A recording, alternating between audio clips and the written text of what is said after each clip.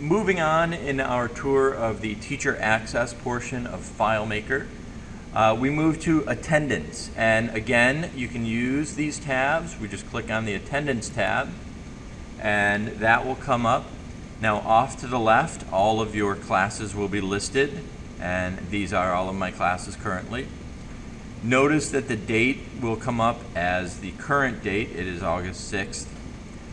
So there's not much to do here because I don't have any students actually here. Now as I click through my classes, you can see that the rosters come up and you have access to do a couple of different things. Now this is how Solebury School and the Dean's Office keep track of attendance. So it is important to get this in every day. You don't necessarily have to do it at each class period. If you mark it to save a little time in a book, just make sure by the end of the day that you get that in.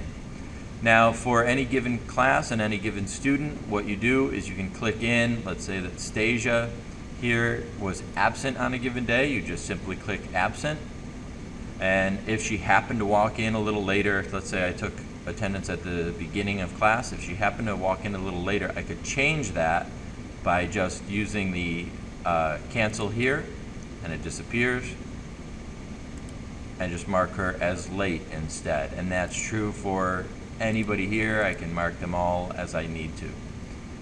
If I make a mistake, Anthony was actually there, I can just cancel it out that way.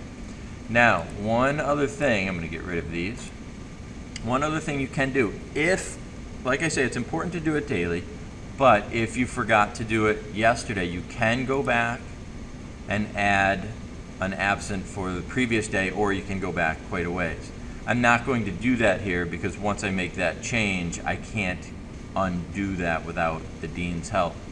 Do be careful though. If I go back and I say, oh, Ryan Davis was absent yesterday, was absent yesterday, and I go, oh, and now I need to check my other classes, notice that the date didn't change. I need to go back and click to today.